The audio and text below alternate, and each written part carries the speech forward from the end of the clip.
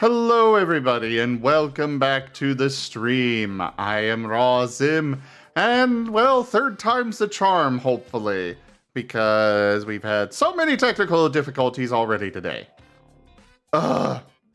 Anyways, hello, everybody. Welcome on in. I am Raw Zim, and we're doing some TTRPG work stuff today, where we are working on our own new tabletop system. Hopefully my mic is still sounding good. Is it still good? Yes. Yep, we're good. Okay. Yep. We're good. Yes, third time the charm.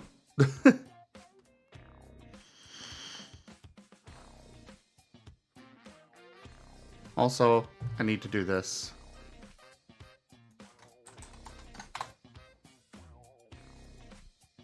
RZ, you need to sign the consent form. No. No, I don't. Why? But you're human otherwise. You don't want to be human, do you? I'm already a JMO right now. I'm fine.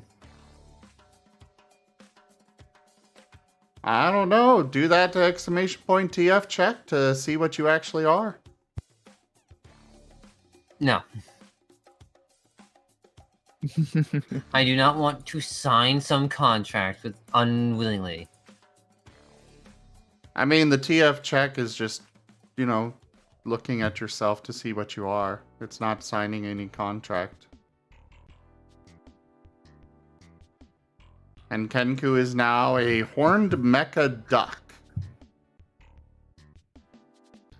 Let's see.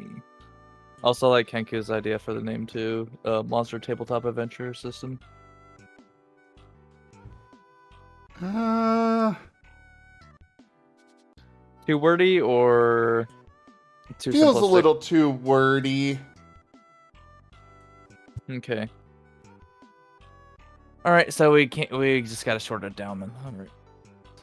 Wait, is there already adventuring monster system?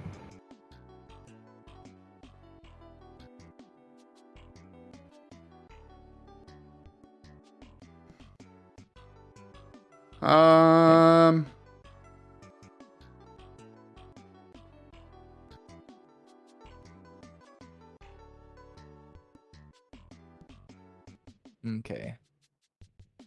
Adventure monster system. It's less than 5. What do you mean less than 5? Well, I mean, the last one had like 5 words, and you said it was too wordy, so I'm thinking, yeah, cut down some words. Just doesn't pop though. Alright. Back to the drawing board then. Okay. It's hard coming up with something that's good for branding and such. It is. Then again, you know, there are systems out there that are literally just called GURPS. Yeah. Branding is difficult. People get my name wrong. It's Arzadeyu, not Arzade, not Arzadu. It's Arzadeyu. There we go. We could call it Arzi. The RZ system, let's go. Okay, I won't deny it. Now who did we lose? Who did we... The one person I actually wasn't paying attention.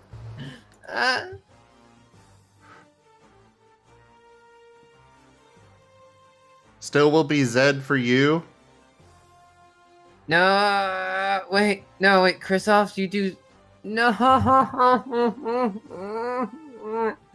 I actually hate that one. Stop it. RZ? No. I know 2 people now who call me Zed. No, I hate it. I'd rather be called Desu or Dewey than Zed. No. Ooh! Arza Dewey. I like that. Okay, that's decent. I'm falling over.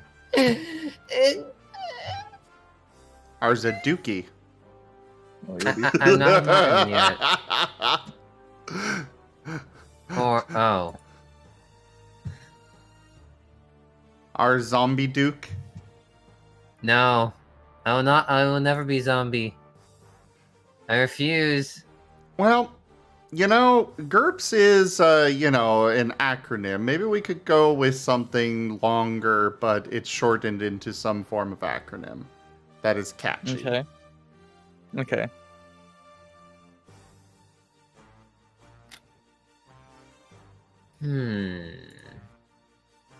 Ooh.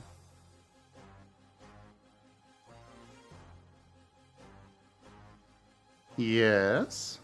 Did you have an idea? I got one. You got one? Everyone be scared. Row.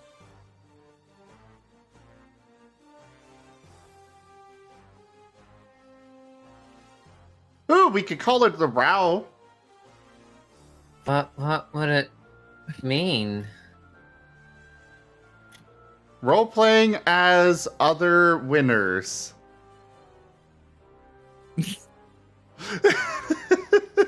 I'm gonna have to say no to that one, Chief.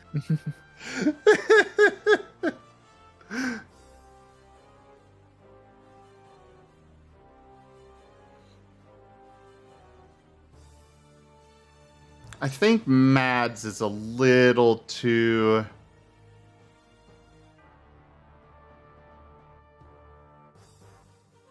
Mm-hmm.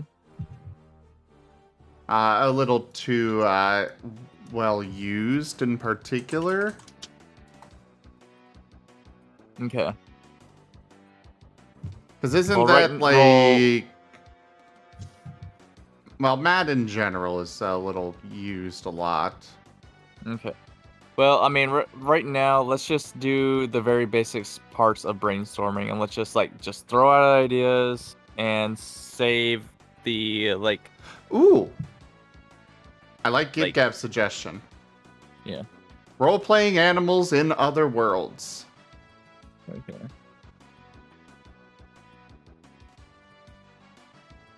That's... Huh. That's actually not I- bad. I'm...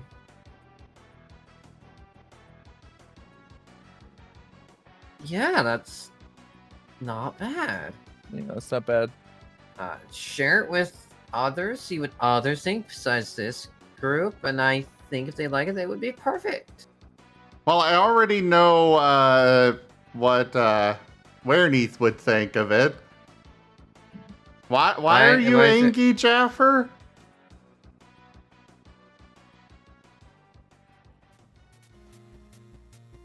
Did I miss a message? I'm sorry. I don't see a message.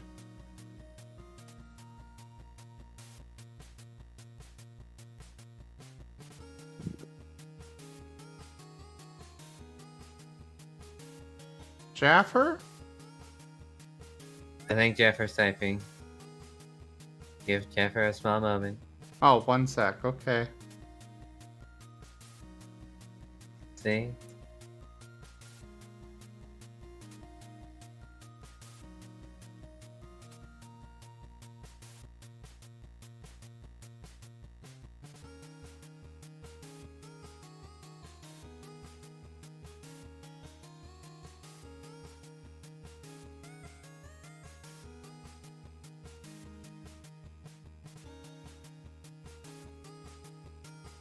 Oh, I'm sorry, Jaffer. Oh. Damn it. I'm so sorry that you have to deal with that, Jaffer. Mm. You know, we're all here for you.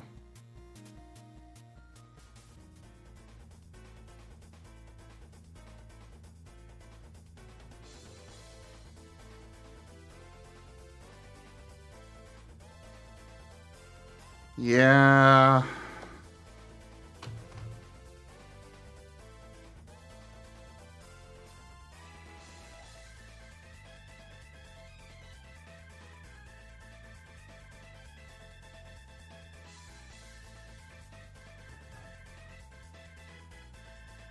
Smiles, everyone! Smile! This is like some great fantasy. Arzidu has purchased 10 general cards and reactions packs. Oh, thank you so much for that, RZ. Just smile, okay? Just there's you can be angry, but just smile in the end. Don't make Well, me play thank the you so music of much. Smileton. Thank you. I really Wow. appreciate the support. Did you use the coupon code, by the way? No, I don't know there's a coupon code. You guys should do !loot. It's where I keep all of the up-to-date coupon codes.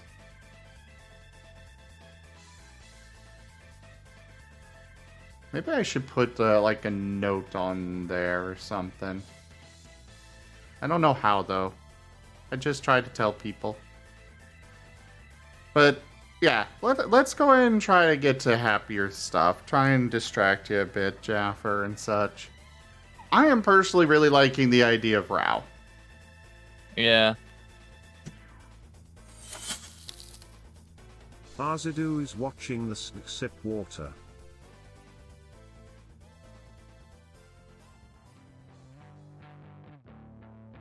Though I'm still waiting to hear Wernie's response to that.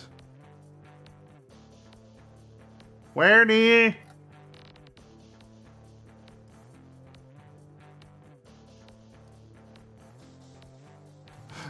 Us going with Rao for the name.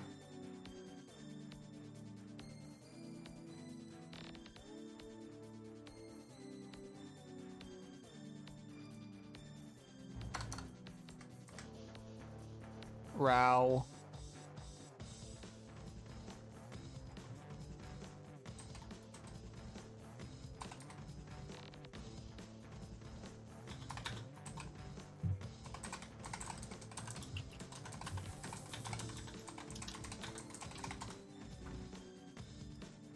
Ah.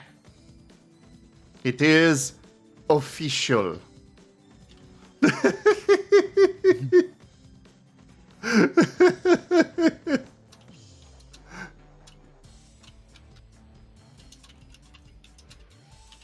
I'm not even planning to sell this, Gib Gab.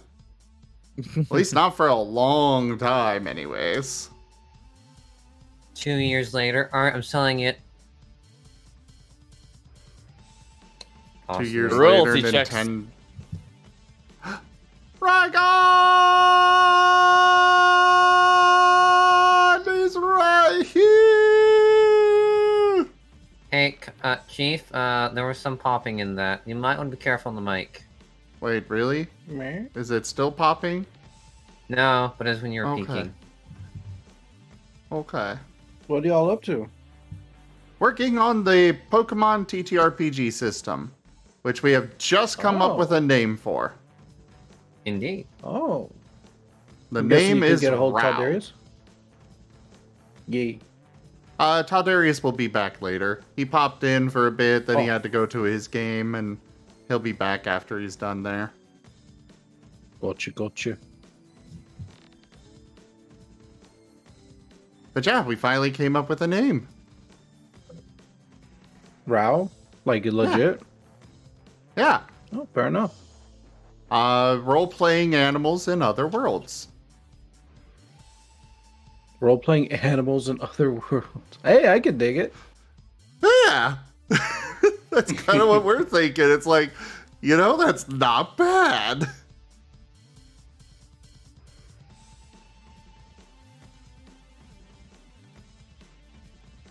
I dig it.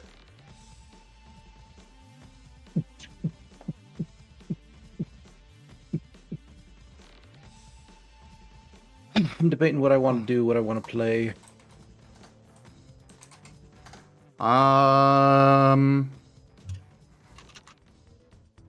Play the fiddle. See if these Okay. it is. Sea of Thieves doesn't have a fiddle. There's the dirty Does joke in now. there, but I'm gonna leave it alone. Oh. Well, I mean, it is raining over here, so I'm pretty sure it'll get clean real soon.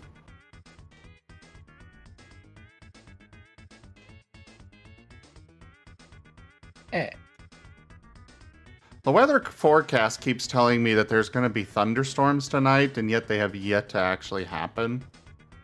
Like, it was supposed to happen an hour probably ago. Crossing us, and I think it's probably crossing us and heading its way to you. Probably, but it was supposed, according to the forecast, it was supposed to hit an hour ago. And it's like nothing. Alright, let's update this document. Oh, come on. Browse system. Well, it's not meant to be just Pokemon, which is why I've been struggling to come up with a name. Because Monster's a little too generic. But, yeah. Pokemon. You okay there, Rygon? I didn't get my pizza. Oh no. I want Fine. pizza. We should see if It's someone delayed. pizza. Oh. Gotta TF somebody into a pizza? I don't know, first thing that came to mind. Fair enough. I'm gonna be a pepperoni because I'm kind of spotty. I'm gonna be crazy Hawaiian. Rygon, why haven't you signed the What's up? consent form? I don't know. Uh-oh. You like TF, and yet you, of all people, haven't signed it. I know, it's almost like I like TFing others more than being TF'd. Oh, well then I guess I'll offer your slot to someone else. Okay. You're not supposed to just say okay. Well, you Okay. sound pretty committed to it. So, can't No! fight you on it. I hope they enjoy it. That's not what. No. Hey, Rygon, can I have a bite of that pepperoni pizza? Sure. Okay, thanks. Do you want some of my Hawaiian pizza? It's got extra pineapples. Amusingly enough, that's actually what I'm getting. I'm getting a Angry Hawaiian. No way. Yeah. God damn it! Now Speaking I want of, pizza. Yeah, I'm sorry, Zim. Speaking of which, what is this thing that you were talking about earlier? The art. Yeah.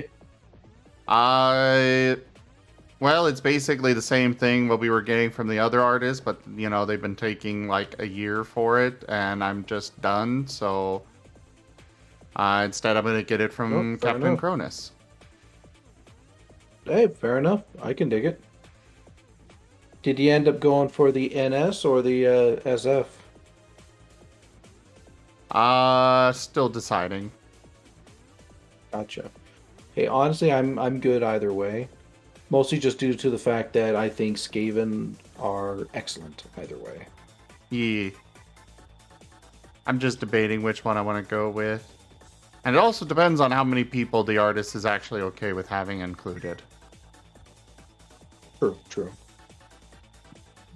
Because I don't want to overwhelm the artist with too many people. We tell him. I don't Yeah, know. we're I gonna feel have like Captain. Hmm? I feel like Captain Cronus is pretty good when it comes to having a large group. I feel the same way. It's just I don't want to. I would like to avoid overwhelming them, you know. So I'm waiting for Hey, them to get I back guess to me you on can always how ask. many. Yeah. Okay, that's a good idea. You can go ahead, Arzadeu. I'll be like, yes, tell them there's gonna be 15 people in the image. I once had an artist accept that, but then the people got reduced Oh. because there was prawn in it.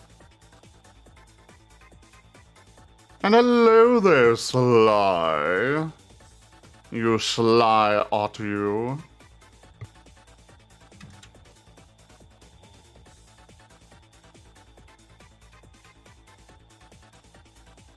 Alright, so Taldarius did send me this proposal, but I also kind of want to work on an actual character sheet for this system. So I have no idea how to actually pull that off. Well, it sounds to me like your the Pokemon bit is going to have to be like a supplement to it. It's built around Pokemon in particular, but yeah, technically the Pokemon side is going to be the Pokemon side will be blah blah blah blah blah blah blah blah blah. Brain died. Technically a supplement, yes. Fair enough. So what I'm hearing is main focus is general stuff. Everything else in it is supplement, right? Yeah. But So, The plan is eventually, like, right now I'm building it with Pokemon in mind. Primarily. But also keeping it more generalized. Like, that's why we don't have, like, a special stat. We don't have a... We're going with that generalized body, mind, soul for attributes. And then fight, adventure, social for the expertises. We're keeping it more generalized so that way it can work with other franchises. Because like every franchise is going to have these kinds of these kinds of things to them.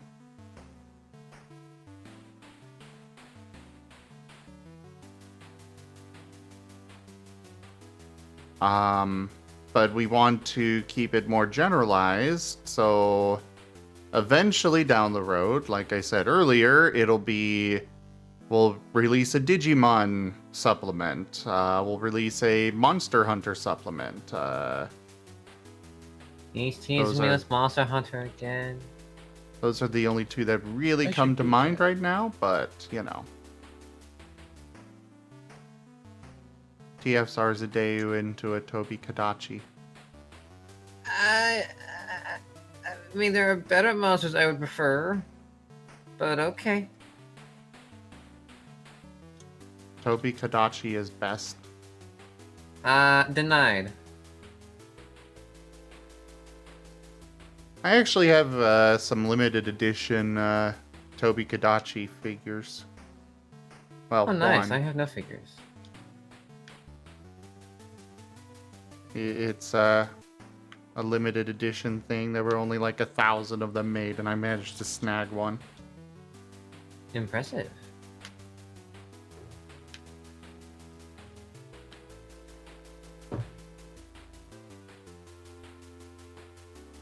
Lightning Squirrel Snack. I mean, cool, but I like my Mizitsune, and I like my Lightning Nagakuga. Squirrel Snack.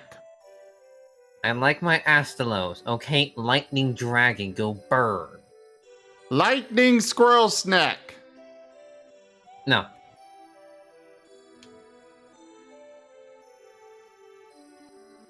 Tobigadashi's theme does not go as hard as Astalos's. Like, the monsters have themes. Yeah. There's a Nagakuga theme, there's a Zenogre theme, there's a Fatalis theme, there is a Valstrax theme, there is an Astalos theme.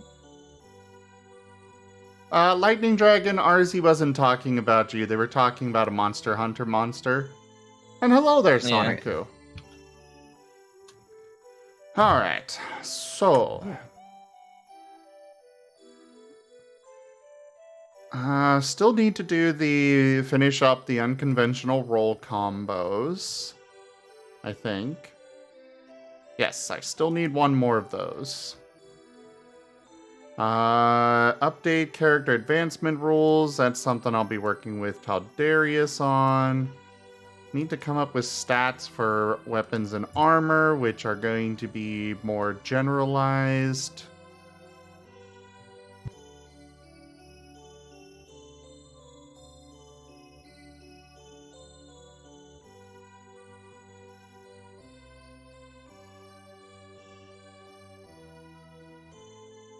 Alright, Kazu's themes. That's right.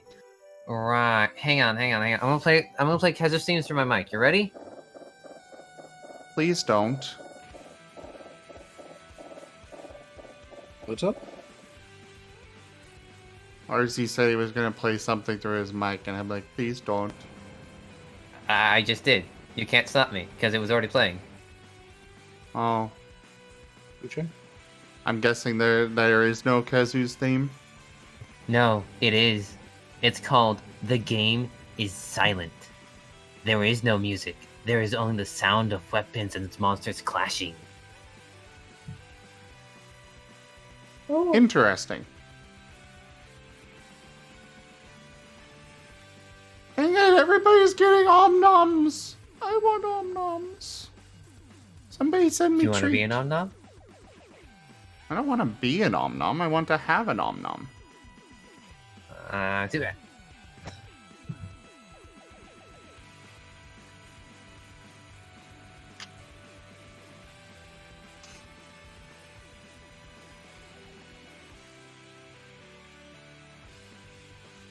Alright. Octo.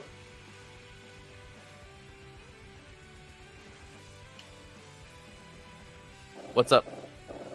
I need another unconventional roll combo involving social. An unconventional roll call, like a roll combo. Okay. There's a section in there that explains how it is, or what that means. Yep. Just looking for it again. I'll highlight it for you. Yeah. Go ahead and do that for me real quick. Also, you have been TF'd into a turtle. Congratulations, Octo. What? That's everyone's Google reaction. Docs. Oh. Yeah, it turned you into an anonymous turtle. Kenku. So the way the roles work is you've got your primary attribute, and then an expertise, and then a skill. You roll your rolls are the combination of 3 stats. With fight and social being both expertises, you will not have a fight social roll.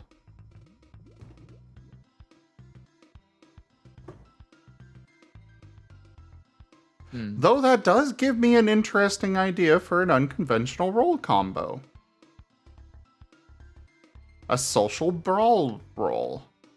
Yeah, I was gonna say like sparring. Get into a rap battle. Roll social brawl to see how well you do.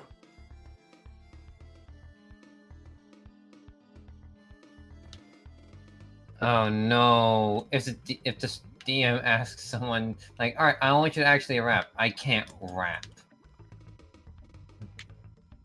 Oh, that would be painful.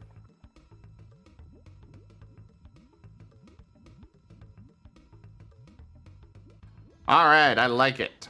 Yeah, social brawl. I like it.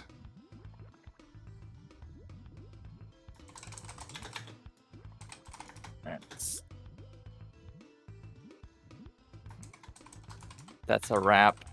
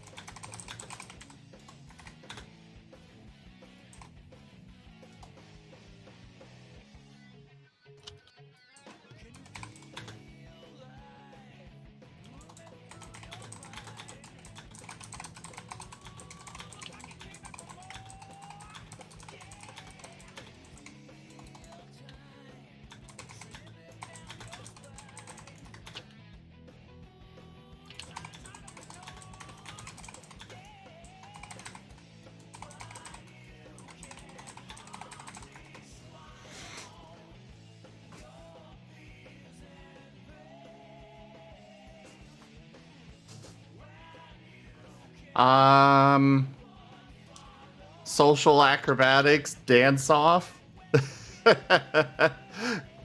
Good idea. Well, no, for a dance off, actually, that's a good point. Fudge. No, the rap battle idea would not work because we actually have a perform skill. And technically, both of those would fall under perform. Fudge. Which is a pretty conventional use for perform. Let's see. Trying to think of something that would be unconventional.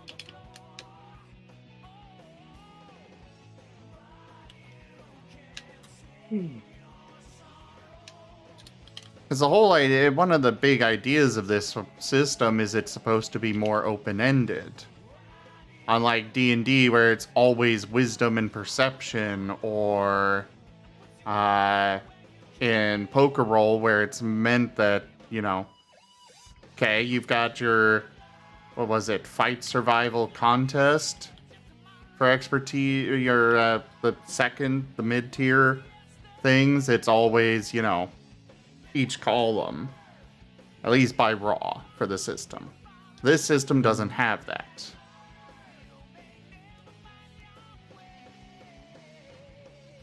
Well, a debate would also be, that would probably be under negotiation. And no, Jaffer. Bad. God. Why Jaffa bad? Look at the chat. Oh! Hilarious. Well, if you're talking about a shouting match, that would probably fall under presence. Let's see. It was easy to come up with stuff for fight and survive, or fight and adventure, but it's hard with social. Because no one wants to socialize. Makes me sad. Fair point. Fair point. Okay, how about...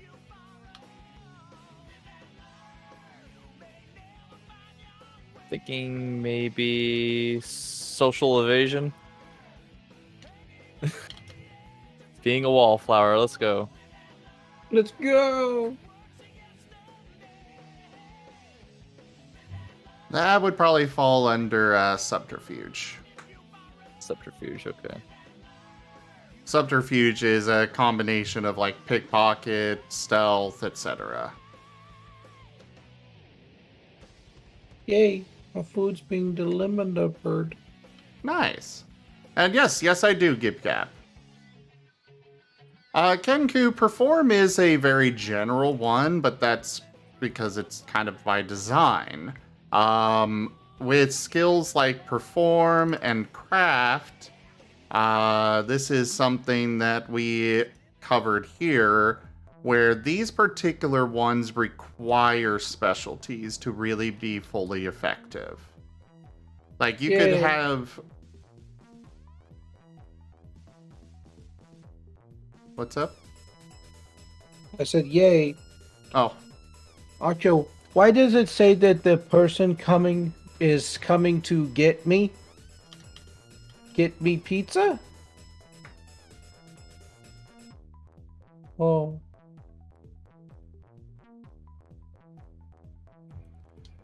But, yeah. So some skills require specialties. Lord. Because they are broad ones. I think a karaoke battle is still, yeah, that's still Perform.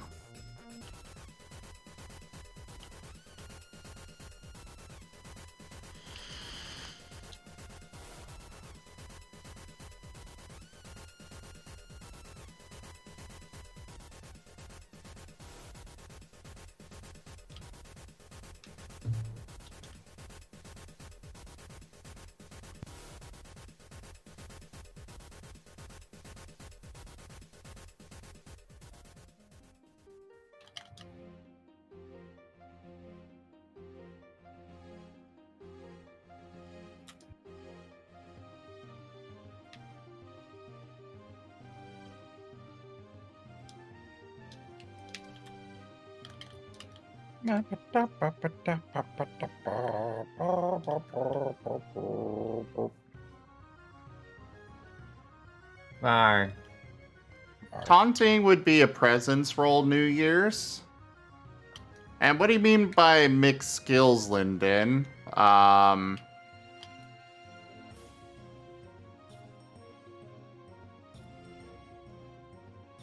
How about social range? Like say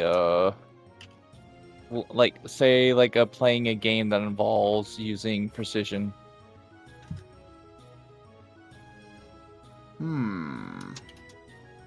Like a game of darts, for example. I could see that. Or yeah, like darts, horseshoes, anything like that. Jaffer, inciting a mob would be under presence.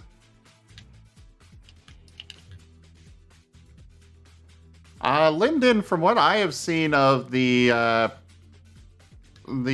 poker roll system, at least by Raw, because I know Rygon does things differently, but by the Raw system setup, you would not be rolling two different skills. Yeah, I think it's always one attribute, one. Whatever they One call of the each. mid-tier. Yeah. Yeah, the one that are removed in 2.0.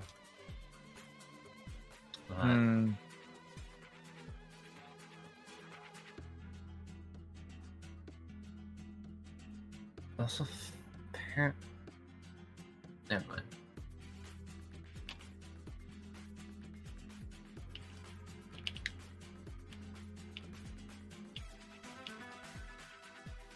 How about Go ahead. I was gonna say like fight investigation. Like trying to figure out what kind of creature you're fighting.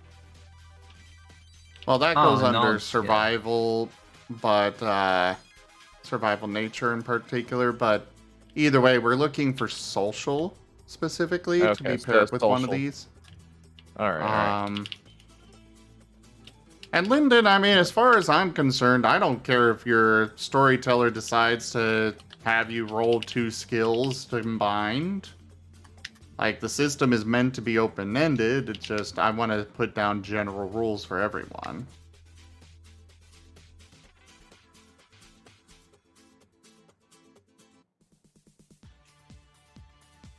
Mind, social investigation, that's still a pretty standard use for social. How about social initiative, like us being able to react quickly in a conversation or something like that. I object. Social brawl, engage Karen mode. All right, what's the question? What do you mean? What are you all dealing with so I can solve it for you? Well, you'll need to have the document up, but we're looking for unconventional skill combos. All right. What's the skill combo? Basically, the idea here is, well, I'll just read off what I wrote here. While a lot of the time, etiquette will be paired with social, marksman with fight, and survival with adventure, the system is not intended for that to be the final combo at all. There are different situations for every skill that will combine with the different expertise. For example, while adventure and survival often go hand in hand, in a tense situation, the storyteller should call for a fight/survival. Some examples of combat combos are listed below. And I want to have two examples for each of the expertises. Like, we've got an avalanche is coming. The party needs to figure out a way to survive this. Instead of being able to take your time, you have seconds to do so. So call for a mind fight survival roll to find a rock outcropping that could provide shelter from the oncoming snow, and lead your party quickly across the mountain snowy landscape to it. Okay.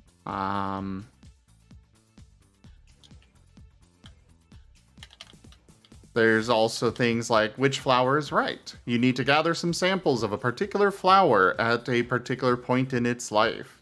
Before this point, it's poisonous. Afterwards, it's hallucinogenic. But for a brief period, it has near magical healing properties. While a mind adventure survival check would be called for finding a patch of the flowers in the first place, a mind adventure medicine check would be better suited for finding the flowers at that right stage in their life cycle. Mind adventure science could be used for other such ingredients that serve purposes other than healing.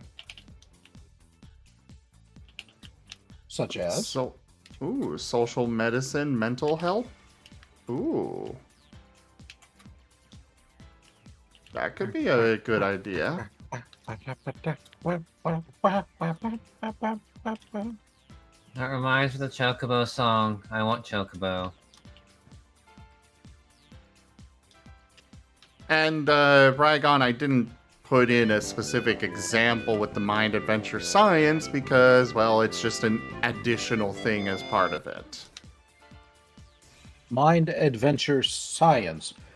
Diving through somebody's psyche in order to learn the secrets of their technology. That's not what we've already got that. That's one I've already written. Now you are making what is that thing called? Shadowrunner, aren't you? Hack the mind.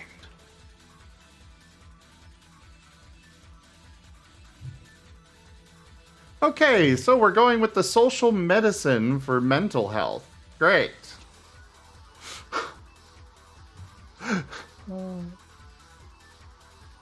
Ignored.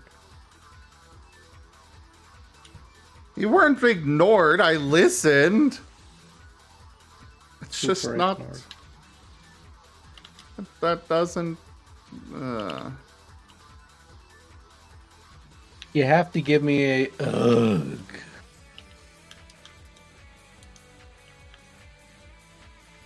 Oh.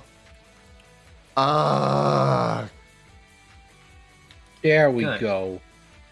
And imagine it's written in blood on a wall and just trails off. Hell yeah.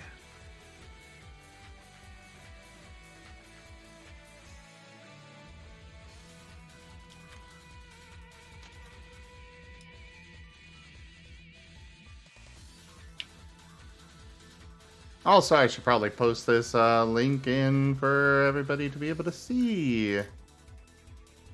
Where did I send it last? I don't remember where I last sent it.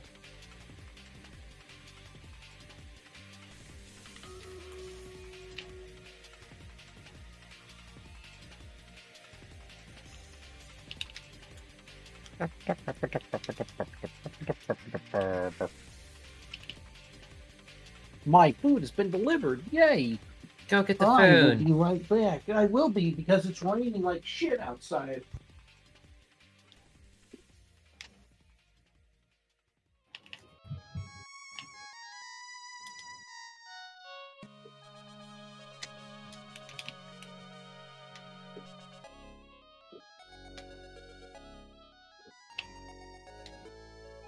Unfortunately, I probably need to hop off. I'm not feeling that great right now.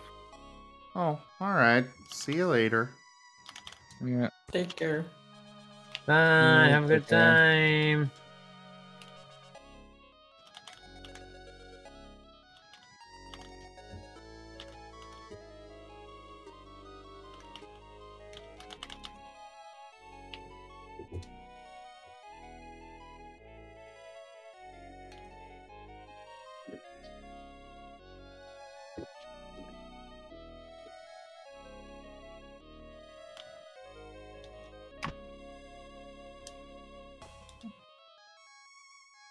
I have the pizza.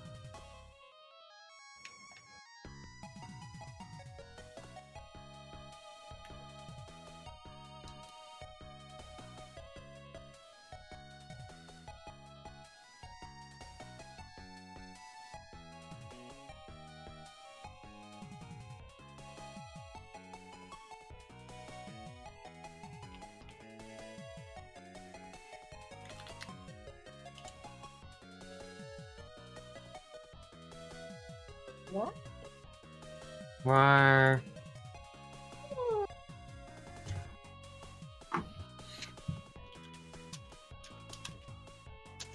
I'm debating if I want to stream today or if I just want to do my own thing. I can't stream right now. I'm sorry. It's fine. Means I can do whatever I want. Listen to demonetization music. That would be,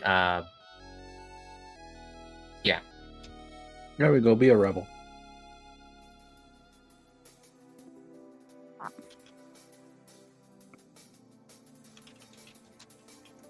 And I'm back. Welcome back. I may not have screamed something about demonetization music, totally. I heard. Smile. Okay. I hear everything. I know your dark secrets. I know the horrible things that you do. You really should be ashamed of that one. No, Yeah, I ain't. I am definitely not ashamed of that one. But go ahead and keep watching. You can even join in if you want.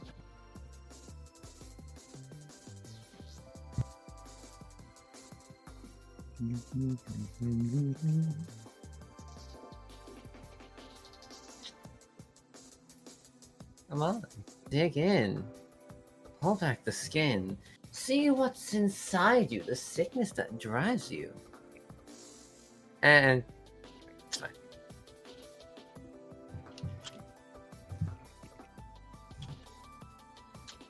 Alright. I like the counseling idea.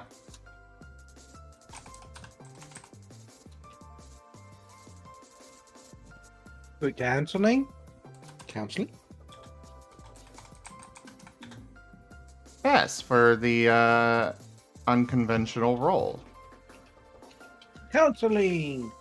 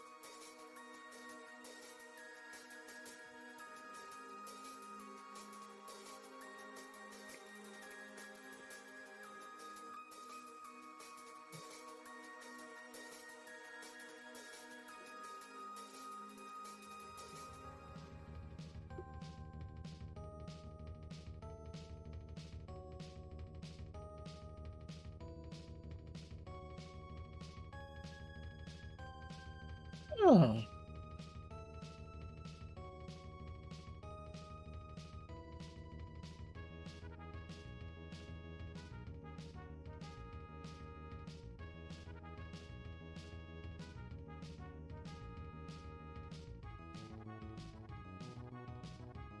Oh, it got super quiet. I was just typing up a thing. But that I is was one muted. thing off the to-do list. Hurrah! Yay! Celebration time, yeah.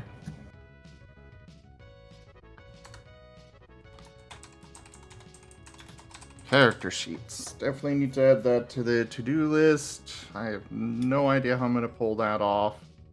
Arzidu thinks it's time to celebrate. Whoa! Do I get treat for doing it? Hey, Chris Austin, go give him a treat.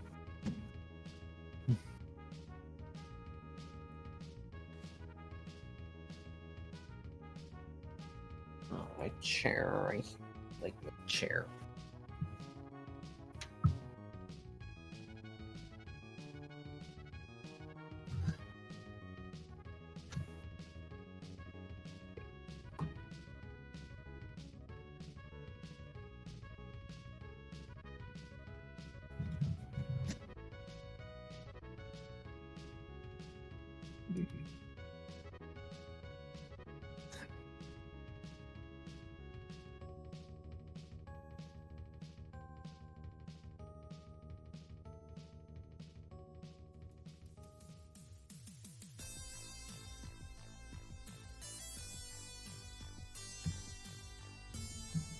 Alright, let's look over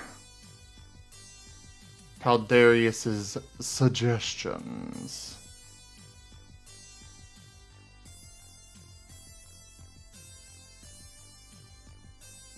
Oh god, he wrote a lot. What is... Oh. It's Heads all up Darius. first. What did you expect? Yeah, also I hear a bit of crackling. What do you mean you hear a bit of crackling? I hear a bit of crackling.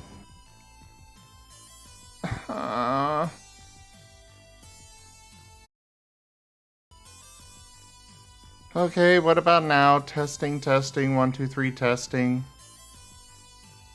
Testing, testing. Can you even hear me at Hello? all? Still there. Wait. Let me check something. Okay.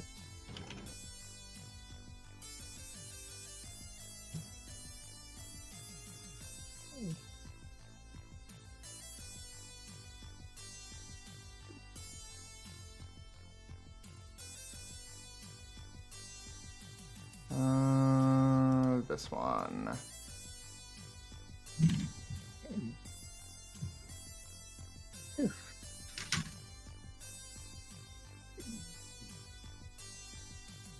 Okay, I don't have any noise suppression, so that's not causing it.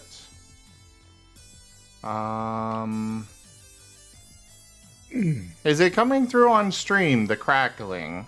That is something that I need to know. Those listening on stream, is it just the stream, or is it Discord?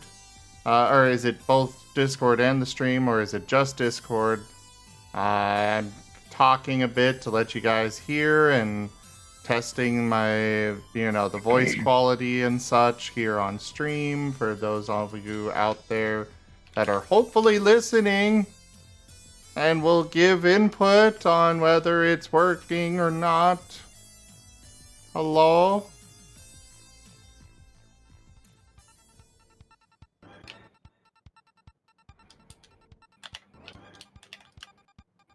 Anybody out there?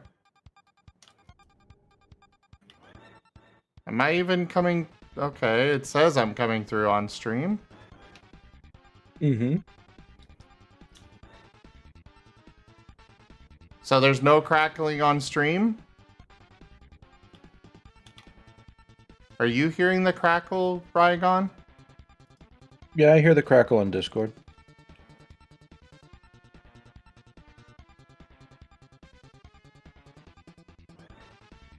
Okay, there was for a bit, but not now. What is,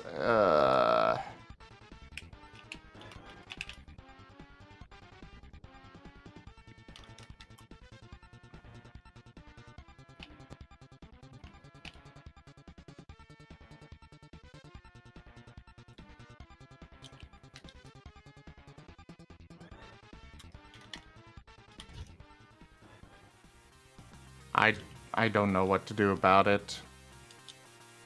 I have no idea why it would be happening at all.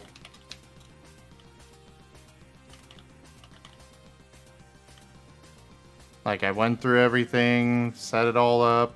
Let me try restarting Discord.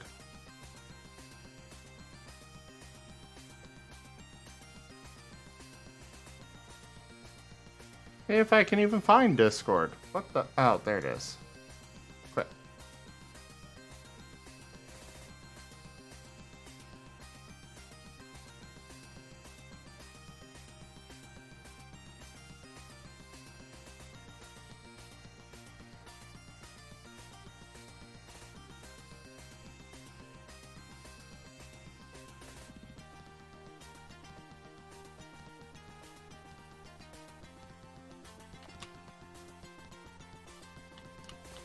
Okay, testing, testing, 1, 2, 3, testing, testing, testing, 1, 2, 3, testing. Are you still hearing the crackling? Testing. Nope. Cool. I guess it was just Discord.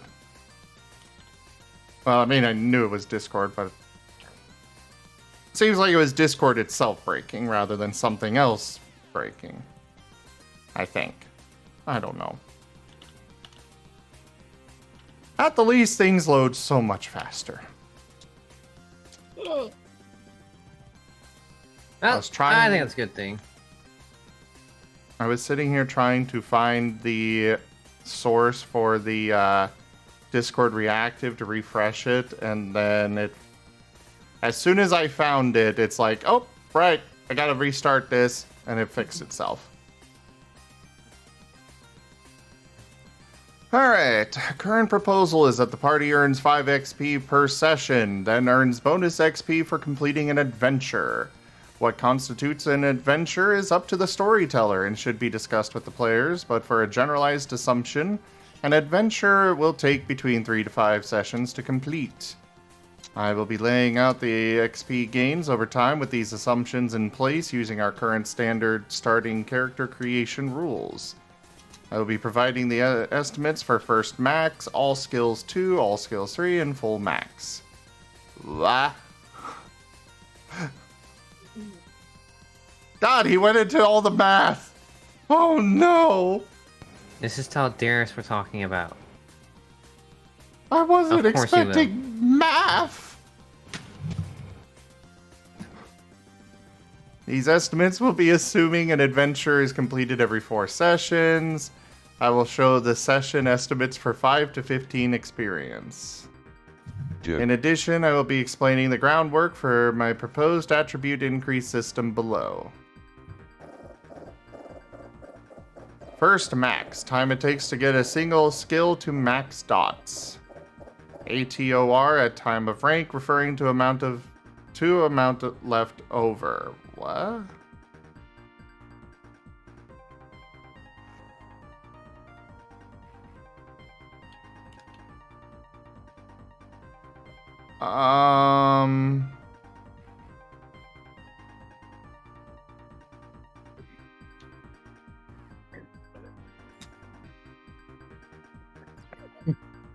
I'm more just trying to figure this math out. Hi, Scratched. Can I get a shout out for Scratch, please?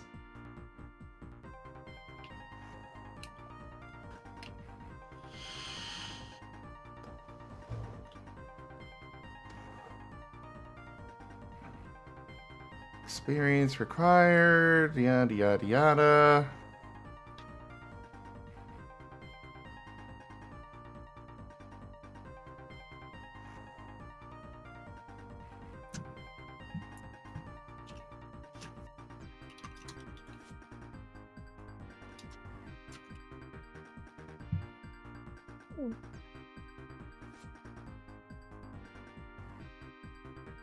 Pat pat the Rygon.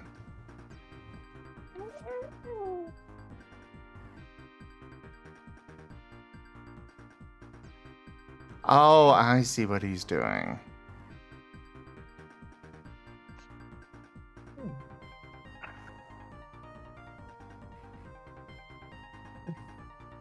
You could have both scratched.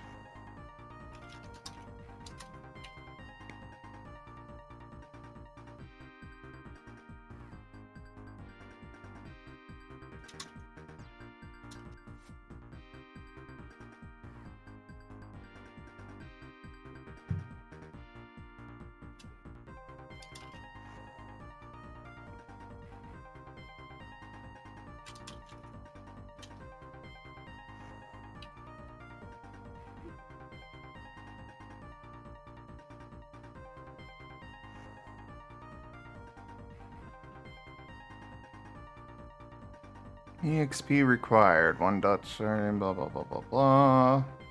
All skills getting all skills to 2 dots.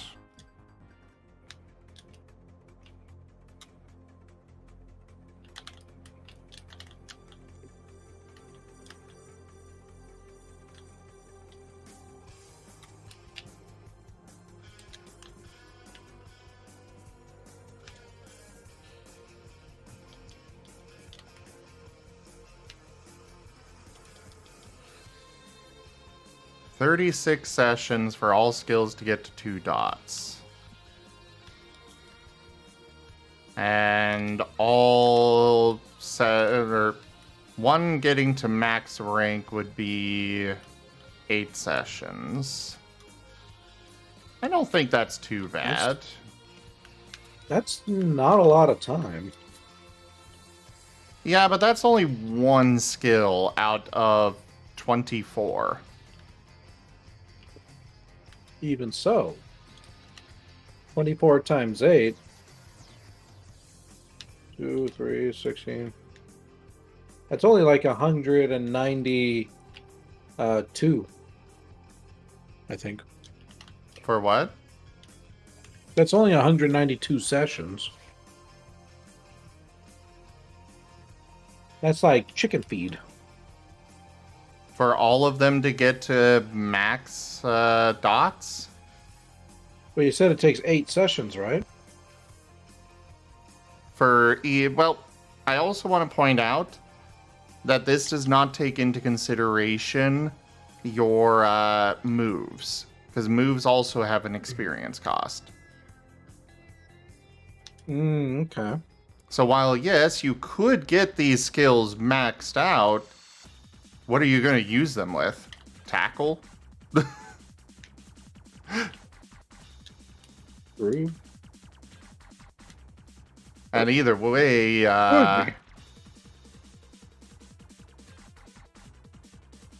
like, to get all skills to 3 dots, he's estimating around 54 sessions. So that would be basically a full year of game time. I mean, do you think everything will last that long? I don't. Only a few campaigns will last so long in my eyes. Yeah, I don't think that many campaigns would last that long, so I personally feel like this is a good XP system. Like, for yours in particular, Rygon, yeah, yours is going to be a longer term one, so you'd want to slow down the XP gain still. But probably not as much as you did, because there's a lot more to spend XP on with this one.